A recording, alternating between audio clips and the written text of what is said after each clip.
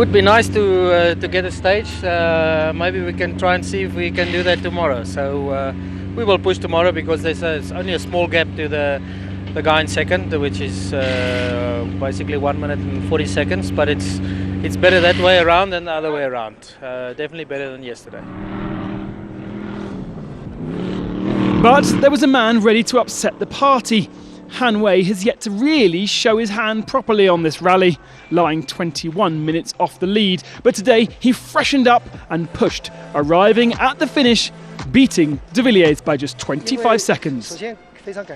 Yesterday, our gearbox was broken, so we wasted a little bit of time. We changed it because there are still 2 long stages left, and we pushed really hard. We've taken the win and have a really good result.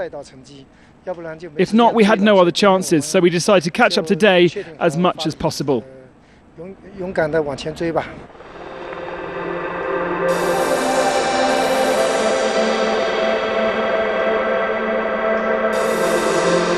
Su Beong was the only open vehicle without any penalties, so led the class by over 3 hours before the day. His issues today with the rear axle may change the standings, but a 3-hour cushion is still pretty comfortable.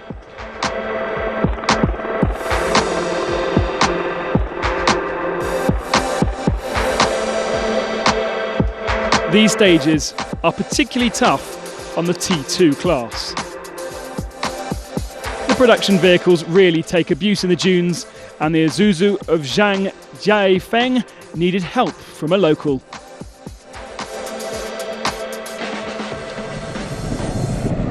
It's always well supported by Nissan, and despite a waypoint penalty, Ruituna Sheng still leads the class by well over an hour.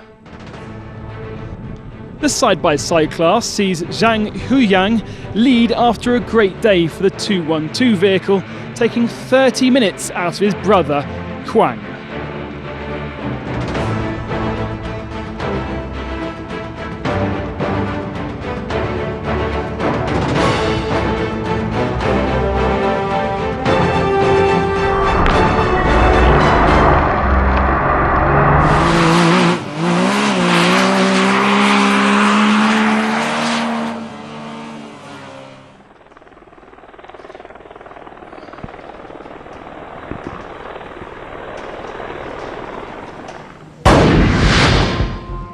A third stage winner in 5 days, and still no Toyota at the top. Yongming Tao will be happy with third spot. De Villiers, though, takes the rally lead, and victory looks between 4 drivers. Aragol drops from first to fourth, but should have a good starting position tomorrow.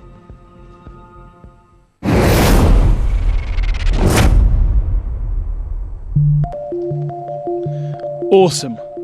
Some of these mega dunes can be up to 500 metres high. The sand is damp from the springs below ground, which lets the sand stick together and rise. For us, it's provided these wondrous landscapes, not seen anywhere else in the world.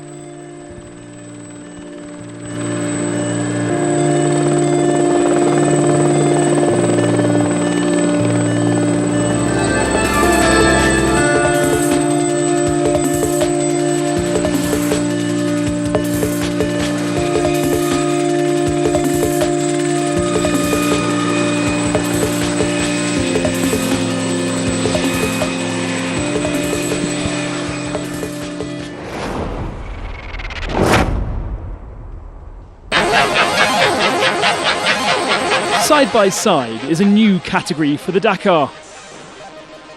Based on FIA T3 regulations, which limit power and speed for these light vehicles, they've been transformed into more cost-effective regulations by the ASO, side-by-side regulations, a perfect entry point into off-road racing. But the sensations are different to normal vehicles.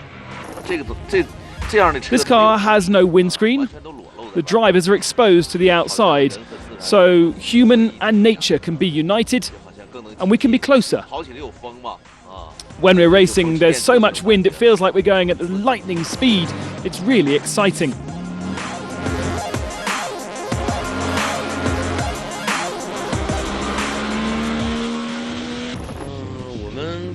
The car we drive has no windows, no covers, so the wind is really strong for us.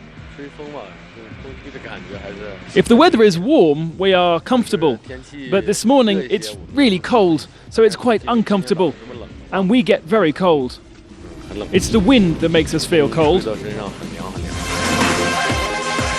The side-by-side vehicles have tremendous desert ability, and in heavy dunes can match the very best machines. The pleasure is that we're driving in the desert and we can climb onto really high dunes. No matter how high the dune, we can climb to the top. It's really not a problem for us. Our car is best in the desert. Because of its ability and its direct drive, it's fantastically accessible to all. This kind of vehicle has really good handling. It's quite cheap and it's really easy to drive. It's for the normal people, and normal people can accept this great price. However, it's still a machine and machines can go wrong. At the cutting edge of design and lightness, sometimes things go awry. For Penghu Li, he found issues on this stage requiring running repairs. For this vehicle, the transmission train is not like other vehicles. It's belt-driven, so more delicate and made of rubber. During the race, it's really easy to brake. When I drive this car, I have to be more careful in case it does break, and if I make mistakes, I break the transmission. Today, I had to change it.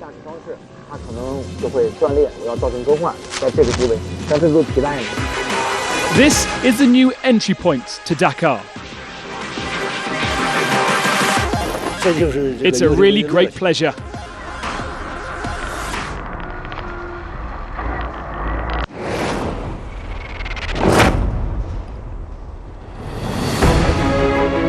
Lakes are unusual in the desert, but not here in Inner Mongolia.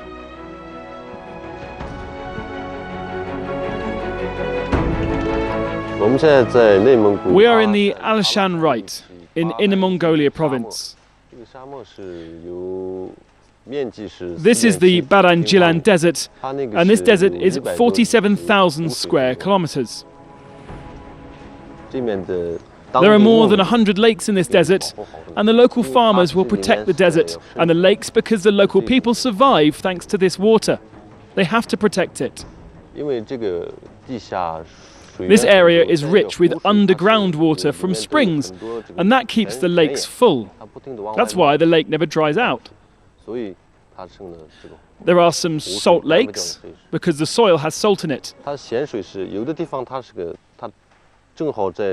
The springs push the water through the salt, and that makes the water salty.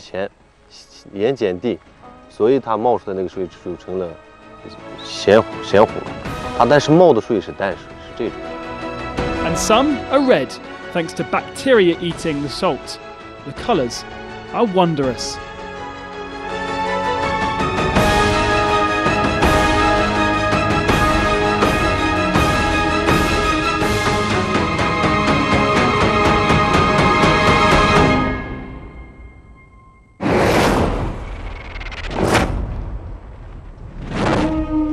Tomorrow we leave Alexa Wright and head back to Alxaleft and to the FB Festival Arena. It's going to be a long day, the last major challenge of this first Dakar Series China Rally. But Alexa Wright has really been a wonder of discovery.